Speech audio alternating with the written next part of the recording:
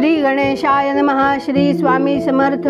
आज आपण युद्धकांडातला 93वा सर्ग वाचूया. महातेजस्वी महाबली वानरराज सुग्रीवाने विचारले, वानरांनो, ज्याप्रमाणे जलात वादळात सापडलेली नौका डगमगू लागते त्याचप्रमाणे ही आपली सेना एकाएकी बिथरली आहे, याचं कारण काय? सुग्रीवाचे हे म्हणणे ऐकून वालीपुत्र अंगद म्हणाला, तात, आपण श्रीराम आणि लक्ष्मणांची दशा पाहिली नाहीत काय?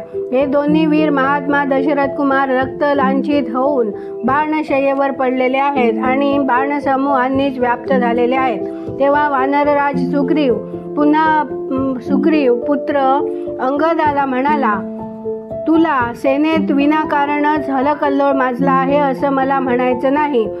काही ना काही भयाचं कारण असलंच पाहिजे. हे सारे वानर उदास मुखानं आपली हत्यारं फेकून सर्व दिशांना पळत आहेत आणि भयसंत्रस्त होऊन डोळे मोठमोठे करून पाहत आहेत. पळताना त्यांना एकमेकांची लाज राहिलेली नाही. ते पाठीमागं पाहायलाही तयार नाहीत. एकमेकांना ढकलीत ते पळत आहेत आणि पळता पळता पडेल त्याला ओलांडून ते पुढे जात आहेत.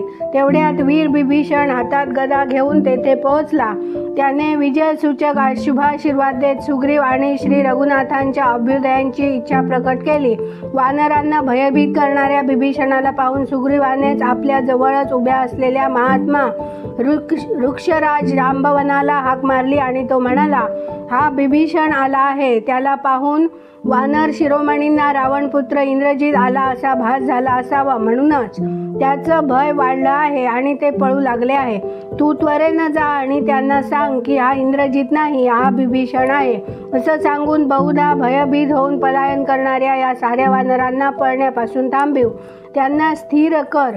सुग्रीवाने असे सांगितल्यावर वृक्षराज जांबवाने पळणाऱ्या त्या वानरांना परत बोलावून त्यांची समजूत घातली. वृक्षराजाचे म्हणणे ऐकल्यावर आणि बिभीषणाला डोळ्यांनी पाहिल्यावर वानरांनी भयत्याग केला आणि ते सर्वजण परतून आले. श्रीराम आणि लक्ष्मणांची शरीरे बाणांनी विंधलेली पाहून धर्मात्मा बिभीषणाला त्यावेळी मोठे वाईट वाटले. त्याने पाण्याने भरलेले श्रीराम लक्ष्मणांचे डोळे पुसले आणि मनोमन शोकमग्न होऊन तो रडत विलाप करू लागला. तो म्हणाला, अरे रे, ज्यांना युद्ध प्रिय होतं आणि जे बलविक्रमानं संपन्न होते तेच हे दोन भाऊ श्रीराम आणि लक्ष्मण मायाविद्येनं युद्ध करणाऱ्या राक्षसांकरवी या अवस्थेला पोहोचविले गेले आहेत. हे दोन वीर सरळपणानं पराक्रम प्रकट करणारे होते, परंतु बंधूच्या दुरात्मा कुपुत्रानं आपल्या कुटील राक्षसी बुद्धीला अनुसरून या दोघांना धोका दिला आहे. दोघांची शरीरे बाणांनी संपूर्णपणानं विद्ध झाली आहेत. हे दोन्ही भाऊ रक्तात न्हाले आहेत आणि या अवस्थेत पृथ्वीवर झोपलेले हे दोन्ही राजकुमार काटेरी वाळूसारखे दिसत आहेत. ज्यांच्या पराक्रमाचा आश्रय होऊन मी लंकेच्या राज्यावर आरूढ होण्याची अभिलाषा बाळगली होती, तेच दोन्ही भाऊ पुरुष शिरोमणी श्रीराम आणि लक्ष्मण देहत्याग करण्यासाठी झोपी गेले आहेत. आज मी जिवंतपणीच मरणाला सन्मुख झालो आहे. माझे राज्याविषयक मनोरथ धुळीला मिळाले आहे. शत्रू रावणानं सीतेला परत न करण्याची जी प्रतिज्ञा केली होती ती त्याची प्रतिज्ञा पूर्ण झाली. त्याच्या पुत्रानं त्याचे मनोरथ सिद्धीला नेले. अशा प्रकारे विलाप करणाऱ्या बिभीषणाला हृदयालिंगन देत शक्तिशाली वानरराज सुग्रीव त्याला म्हणाला, धर्माज्ञा, तुला लंकेचं राज्य प्राप्त होईल यात शंका नाही. पुत्रांसह रावण आपली इच्छा इथं कधीच पुरी करू शकणार नाही. हे दोन्ही भाऊ श्रीराम आणि लक्ष्मण मूर्छेचा त्याग करतील. त्यानंतर गरुडाच्या पाठीवर आरूढ होऊन हे रणांगणात राक्षसगणांसह रावणाचा वध करतील. राक्षस बिभीषणाला अशा प्रकारे सांत्वनपर आश्वासन दिल्यावर सुग्रीव त्याला आपल्या बाजूलाच उभ्या असलेल्या आपल्या सासऱ्याकडे वळला आणि म्हणाला, तुम्ही या दोन शत्रुदमनांना श्रीराम आणि लक्ष्मणांना शुद्ध आल्यावर त्यांना आणि शूरवीर वानरगणांना घेऊन किष्किंधेला परत जा. मी रावणाला पुत्र आणि बंधू बांधवांसह मारून ज्याप्रमाणे देवराज इंद्रानं आपली हरवलेली राज्यलक्ष्मी दैत्यांच्या निवासातून हिसकावून आणली होती, तद्वतच रावणाच्या हातून मिथिलेश कुमारी सीतेला मी हिसकावून आणीन. वानरराज सुग्रीवाचे हे म्हणणे ऐकून सुषेण म्हणाला, पूर्वकाळी जे देवासुर महायुद्ध झालं होतं ते मी पाहिलं होतं. त्यावेळी शस्त्रास्त्रांचे ज्ञाते असलेले आणि लक्ष्यवेधात कुशल असलेले देव दानवांकडून घायाळ झाले. दानवांनी त्यांना वारंवार बाणांनी झोकाळून टाकले. त्या युद्धात जे देव शस्त्रास्त्रांनी जखमी होऊन अचेत आणि निष्प्राण होत असत, त्या सर्वांचं रक्षण करण्यासाठी बृहस्पती मंत्रयुक्त विद्या आणि दिव्य औषधी वापरून त्यांची चिकित्सा करीत असत.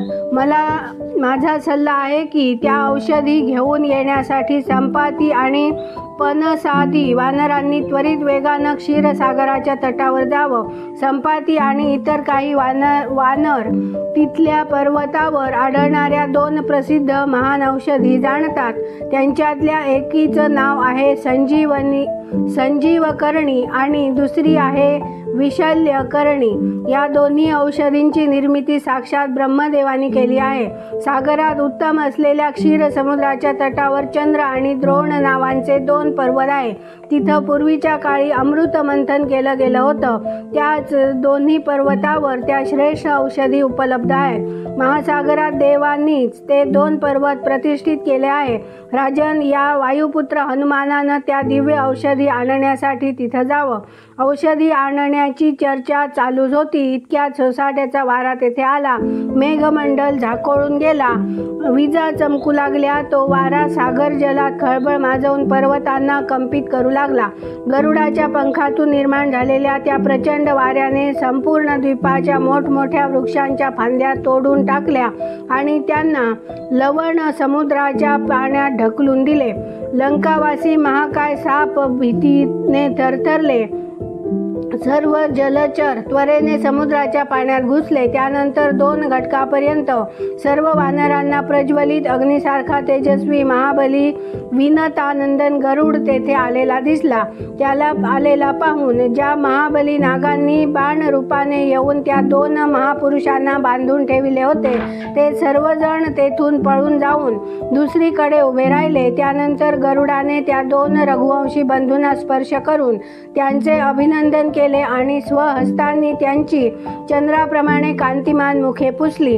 गरुडाचा स्पर्श होताच श्रीरामांचे आणि लक्ष्मणाचे सर्व घाव भरून आले आणि त्यांची शरीरे तत्काळ सुंदर कांतीने युक्त आणि स्निग्ध झाली. त्यांच्यातले तेज, वीर्य, बल, ओज, उत्साह, दृष्टी, शक्ती, बुद्धी आणि स्मरणशक्ती इत्यादी महान गुण पूर्वीच्या तुलनेने द्विगुणित झाले. मग महातेजस्वी गरुडाने साक्षात इंद्राप्रमाणे असलेल्या त्या 2 भावांना उचलले आणि हृदयाशी धरले. तेव्हा श्रीराम प्रसन्न होऊन त्याला म्हणाले, इंद्रजितामुळं आमच्यावर जे महान संकट कोसळलं होतं त्यातून तुझ्या कृपेनं आम्ही तरून गेलो. तू विशेषोपायांचा ज्ञानी आहेस, म्हणूनच तू आम्हा दोघांनाही त्वरेनं पूर्ववत बलसंपन्न केलंस.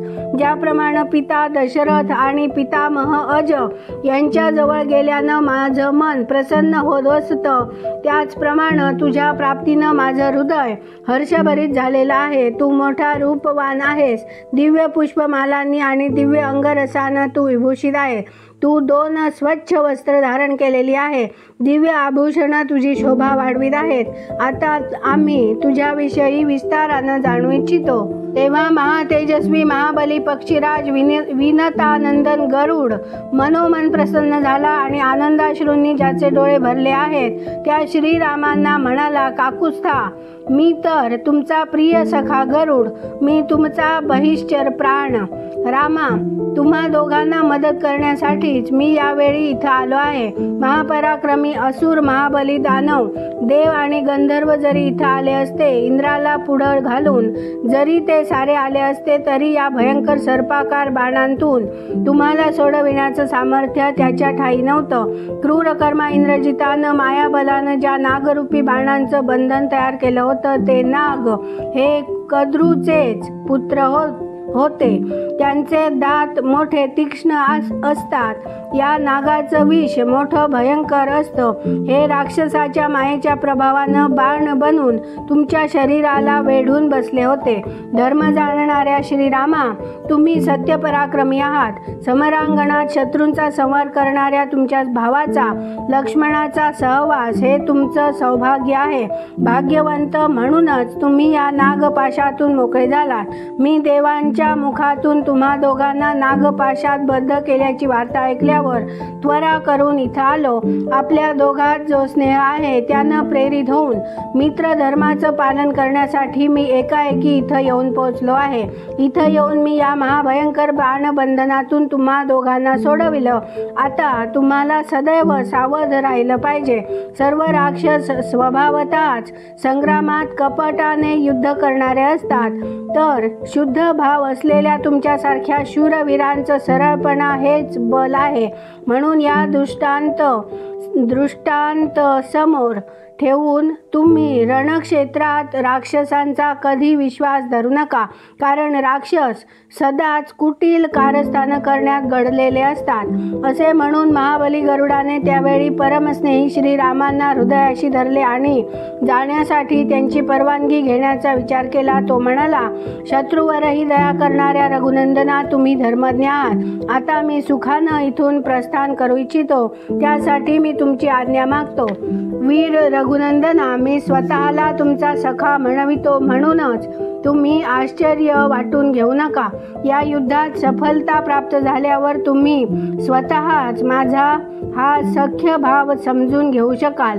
तुम्ही समुद्राच्या लहरींप्रमाणे असलेली तुमची बाण परंपरा वापरून या लंकेची अशी दशा करून टाकाल की जिथं केवळ बालक आणि वृद्धच बाकी राहतील. अशा प्रकारे आपल्या शत्रूचा संहार करून तुम्ही सीतेला निश्चितपणानं प्राप्त करून घ्याल. असे म्हणून शीघ्रगामी आणि शक्तिशाली गरुडाने श्रीरामांना आरोग्य प्रदान केले आणि त्या वानरांमध्ये त्यांना प्रदक्षिणा घालून आणि हृदयाशी धरून वायुवेगाने तो आकाशात निघून गेला. श्रीराम आणि लक्ष्मण निरोगी झालेले पाहून त्यावेळी सारे वानर युथपती शेपट्या हलवीत सिंहनाद करू लागले. मग त्यांना उधाण आले. त्यांनी डंके पिटले, मृदंग वाजविले, शंखनाद केले आणि हर्षोल्लासाने भरून पूर्वीप्रमाणे ते गरजून दंड थोपटू लागले. इतर काही पराक्रमी वानर युद्धात वृक्ष आणि पर्वत शिखरे हातात घेत ते तर नाना प्रकारचे वृक्ष उपटून लाखोंच्या संख्येने युद्धसज्ज झाले. जोरजोराने गर्जना करून आणि निशाचरांना घाबरवून टाकीत ते सारे वानर युद्धकांक्षी होऊन लंकेच्या दरवाजांवर येऊन धडकले. त्यावेळी त्या वानर युद्धपतींचा मोठा भयंकर तसेच तुमुल सिंहनाद सगळीकडे घुमू लागला. जणू ग्रीष्म ऋतूच्या शेवटी अर्ध्या रात्रीच्या समयी गरजणाऱ्या मेघांची गर्जनाच सगळीकडे व्यापली असावी असे वातावरण निर्माण झाले. इथे 93वा सर्ग पूर्ण झाला. उद्या आपण 94वा सर्ग वाचूया. व्हिडिओ आवडल्यास व्हिडिओला लाईक, शेअर, सबस्क्राईब करा. बेल आयकन क्लिक करून कमेंटमध्ये जय श्रीराम लिहायला विसरू नका. धन्यवाद. जय जय श्रीराम.